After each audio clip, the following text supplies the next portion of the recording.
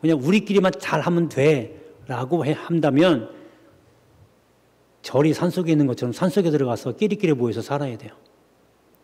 근데 요즘은 절도요, 다 지금 밖으로 나오는 거 아세요? 산속에 잘 안 있어요.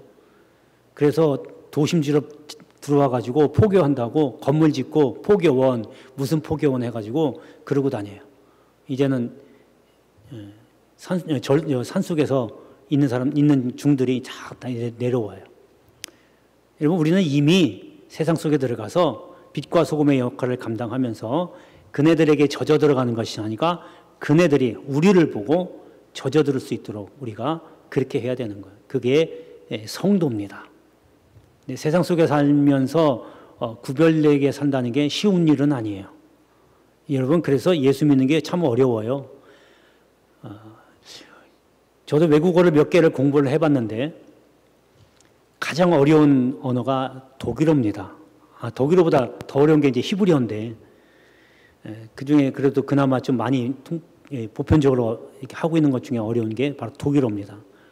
독일어는 하나부터 10것까지 변화가 다 돼요. 엄청나게 많습니다. 근데 이제 갈수록 쉬워져요. 그런데 가장 쉬운 언어는 일본어가 또 쉬워요. 일본어는 굉장히 쉽습니다. 어순도 우리하고 똑같아요. 띄어쓰기만 없는 것 뿐이에요. 근데 공부하면 할수록 더 어려운 게 일본어예요.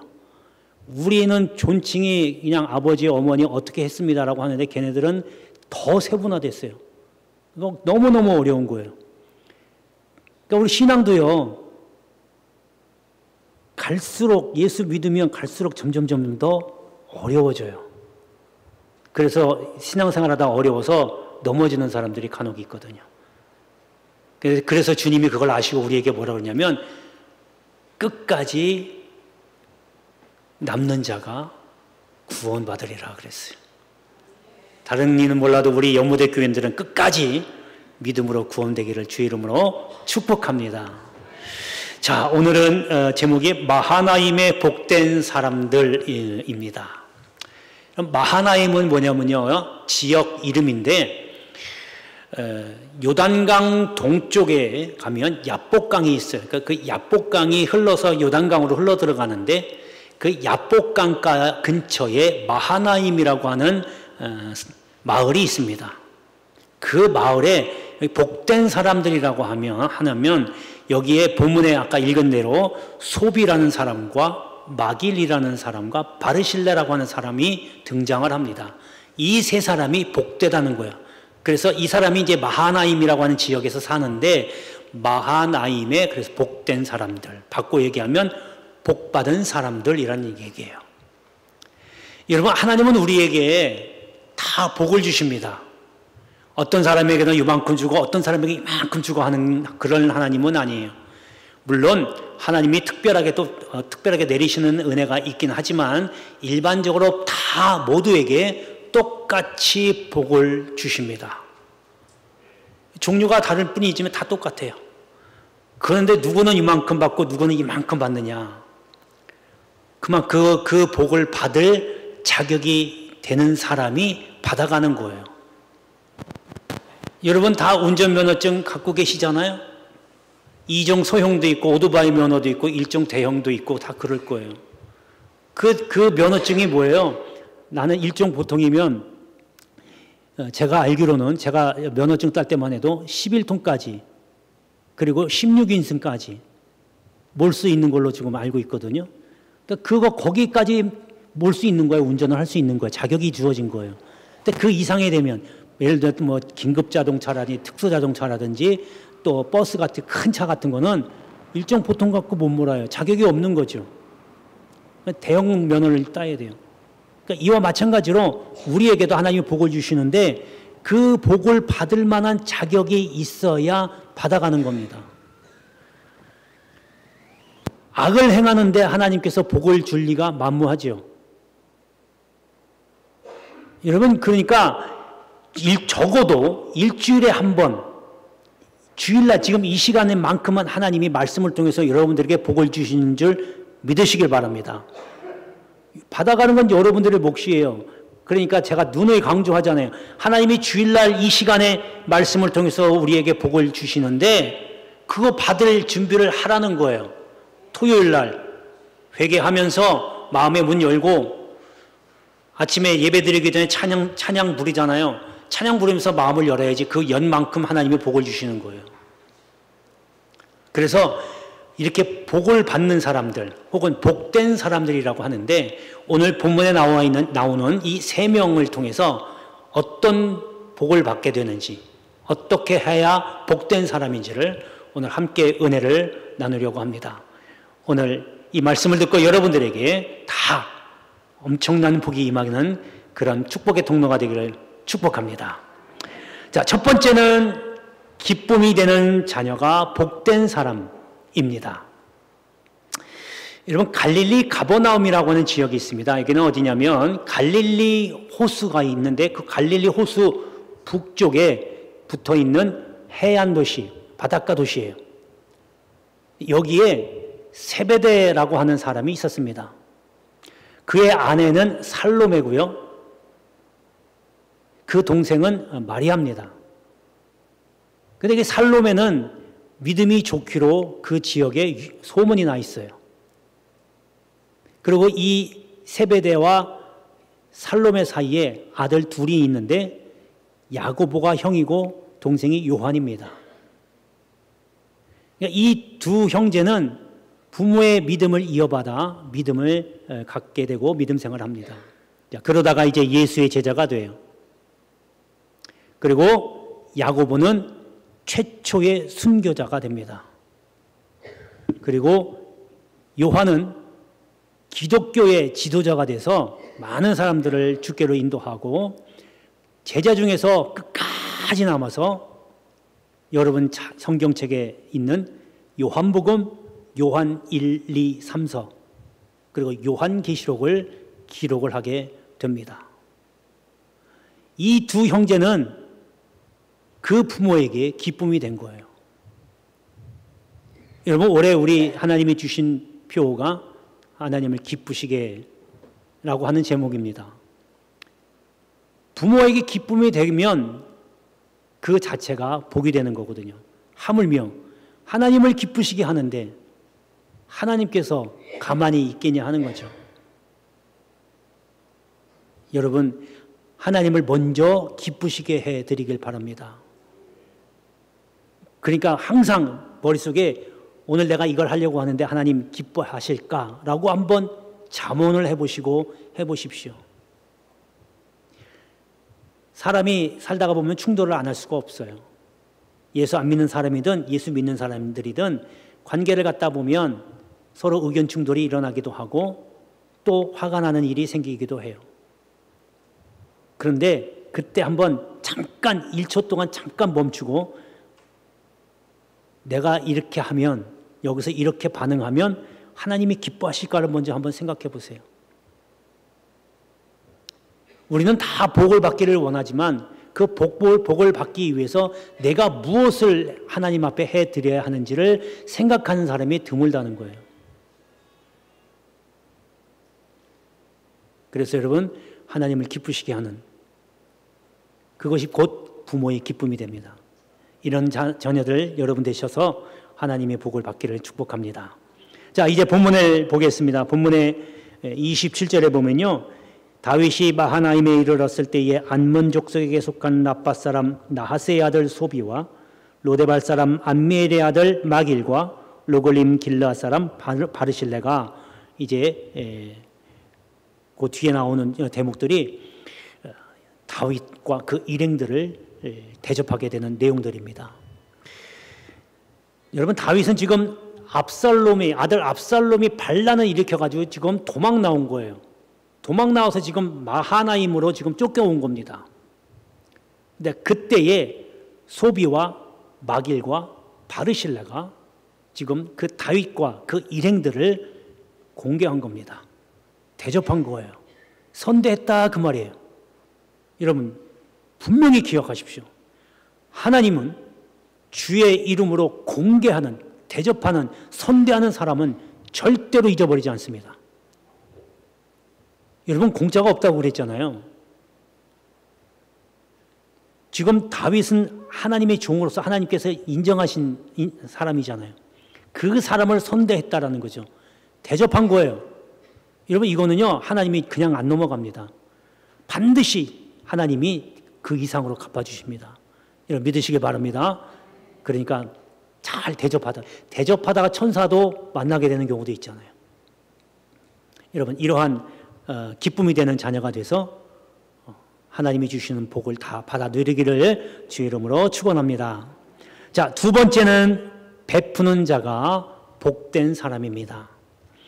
예수님의 비유 중에 어리석은 부자라고 하는 비유가 있습니다. 한 농부가 하나님의 은혜로 농사를 지었더니 대풍을 이룬 거예요.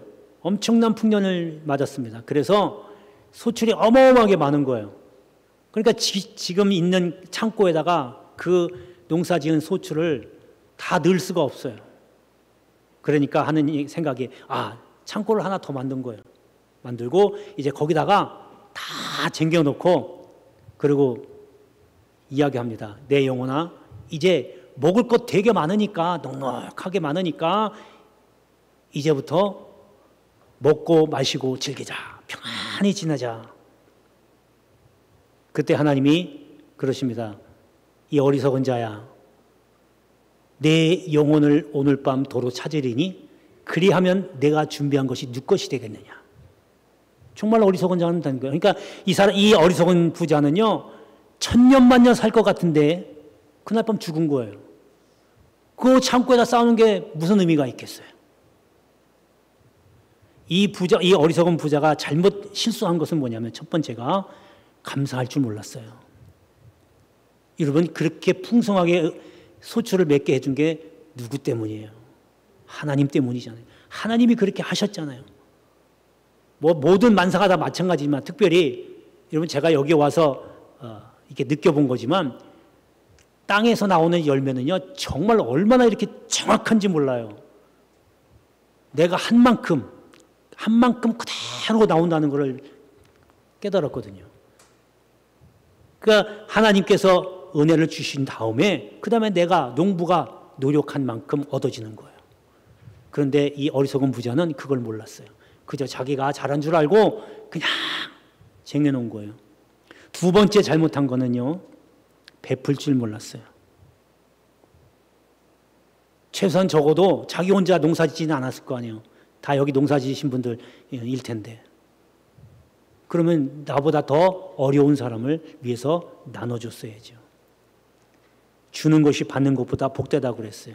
여러분 풍성하게 은혜 받아서 소출을 맺은 것도 이거 정말 하나님의 복입니다. 할렐루야.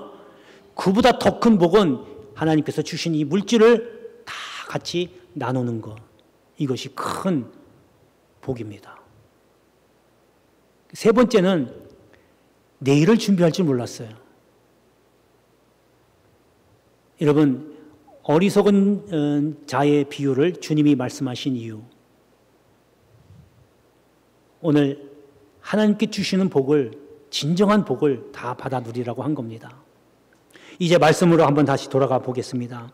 거기 28절에 보면 이 침상부터 시작해가지고 콩과 팥과 볶은육도와 그 밑에 바로 밑에도 꿀과 버터 쭉 나오죠. 그리고 같이 한 다윗과 백성에게 먹게 했다는 거예요. 나눠준 겁니다. 베풀어 준 거예요. 여러분 나눠주고 베풀어 주는데 기억해야 될 거는 다른 사람을 그것을 자기 이름으로 해서 한다고 베푸는 게 그건 베푸는 게 아니에요. 이 세 사람은 자기 것으로 한 거예요. 여러분 소비라고 하는 사람은요 암몬 왕 나하스의 아들입니다. 둘째 아들이에요. 첫째 아들이 한온이라고 하는 사람인데 나하스는 다윗과 친분을 쌓고 아주 잘 지냈어요. 다윗의 도움도 받기도 하고 했어요. 그런데 그 나하스가 죽자 문상을 보냈는데 신하들을 시켜서 문상을 보냈는데 그 나하스의 뒤를 이어 왕이 된 한운이 그 신하들의 수염을 다 뽑아버립니다. 이렇게 수치감을 줍니다. 그런데 그 아들 소비, 오늘 본문에 나오는 이 소비는 다윗과 친분을 쌓으려고 애를 씁니다. 다윗이 그만큼 베푼 게 있으니까. 자, 그리고 마길은요, 누구냐면 다윗이 가장 절친이었던 요나단의 아들 무비보셋을 돌본 사람이에요. 그리고 이제 사울과 요나단이 그 가족들이 다 죽자 다윗이 그 요나단의 아들 무비보셋을 데려다가 왕과 왕자들이 먹는 밥상에서 같이 밥을 먹게 합니다. 그러니까 그만큼 끔찍히 돌본 거예요. 이걸 생각한 거죠, 마길이. 하물며 또 바르실레는 누구냐면 길르앗이라고 하는, 아까 그 마하나임 땅에 야복강이 있다고 그랬죠. 야복강 남과 북쪽으로 그 통틀어서 길르앗 지역이라고 합니다. 그 길르앗 지역을 다윗이 지켜준 거예요. 물론 그것뿐만 아니라 다윗의 인격에 감동을 많이 받았던 사람이 바로 바르실레입니다. 그러니까 다윗이 이렇게 힘들게 어려울 때에 이 세 사람이 적극적으로 베풀고 도와준 거예요. 여러분 보세요. 다윗이 그냥 하나님이 그렇게 해주셨거나 아니라 베푸고 심은 거예요. 심은 대로 거둔 겁니다. 여러분들 제대로 거두시려면 먼저 심으십시오. 받으려고 하지 말고, 심은 그냥 거두려고만, 좋은 거 거두려고만 하지 말고 먼저 좋은 것을, 선한 것을 뿌리세요. 다윗은 그걸 그대로 받은 거예요. 이런 은혜가 있기를 바랍니다. 할렐루야. 이래서 베풀게 되면 반드시 하나님이 갚아주신다는 거 꼭 기억하시기를 주의 이름으로 축복합니다. 자, 마지막 세 번째는 봉사하는 자가 복된 사람입니다. 사탄이 하나님 앞에 옵니다. 하나님이 사탄에게 자랑을 해요. 저 욥을 봐라. 얼마나 하나님을 이렇게 신실하게 섬기는지. 의인이다. 이런 사람이 없다. 그러면 마귀가 와서 하나님 그런 말 말씀하십시오. 하나님께서 복을 주셔가지고 저렇게 물질도 많고 엄청나게 풍성하니까 하나님을 경외하는 거 아닙니까? 다 빼서 가져가 보세요. 그러면 아마 하나님 떠날걸요? 한번 해봐라. 허락합니다. 하나님이 허락합니다. 그러니까 이제 마귀가 작당을 하는데 어느 날 갑자기 외적이 와가지고 다 농산물이고 몽작물이고 땅 다 집이고 다 없애버리고 심지어는 자식들까지도 다 죽입니다. 그런데 욥은 하나님 원망 안 해요. 주신 이도 여호와시요 가져가신 이도 여호와시니 여호와 이름이 찬양을 받을지인다. 이 정도 되면요 엄청난 믿음이죠. 그리고 사탄이가 다시 옵니다. 하나님 앞에. 네가 봤냐? 하나님이 그래 봤냐? 너 그렇게 흔들어대도 욥은 진짜 칭찬한다. 그러니까 마귀가 한 번 더 시험하려고 하나님 그런 말씀하십시오. 그래도 건강이 있잖아요. 병 갖다 줘봐요. 질병 딱 주면요 아마 그때는 하나님 욕할 겁니다. 해봐라. 단 생명은 해치지 마라. 거기 가서 질병을 심어줍니다. 성경에 보니까 기아로 박박 긁는데요. 아마 종기가 난 것 같아요. 그렇게 고난을 겪고 또 친구들이 와서 비난을 하고 그래도 욥은 믿음 잃지 않고 믿음을 굳건하게 지킵니다. 결과적으로 하나님께서 나중에 욥에게 2배의 갑절의 복을 내리십니다. 여러분 이렇게 믿음 지키면 갑절의 복을 내리는 줄 믿습니다. 할렐루야. 자, 이 본문에 보면요 백성에게 아까 먹게 했다고 그랬죠. 그러니까 먹게 했다는 얘기는 뭐냐면 주변의 사람들에게 봉사시킨 거예요. 그 봉사할 때도 여러분 믿음으로 하십시오. 그냥 뭘 대가를 바라고 하지 마시고 그건 이미 봉사가 아닙니다. 내가 대가를 받는다는 얘기는 그건 봉사가 아니라 노동이에요. 노동. 여러분 믿음으로 봉사할 때에 이것이야말로 진짜 하나님께 복을 받을 수 있는 자격이 주어지는 겁니다. 여러분 힘 있을 때 봉사하시고 기력에 닿았다고 나는 봉사할 게 없다고 하지 마십시오. 여러분 기도하는 것도 하나님께 봉사하는 겁니다. 이렇게 해서 봉사 열심히 해서 하나님이 약속한 올해 2024년에 여러분이 주신 모든 복을 다 받아 누리게 되는 저와 여러분 되시 주의 이름으로 축복합니다. 기도하겠습니다.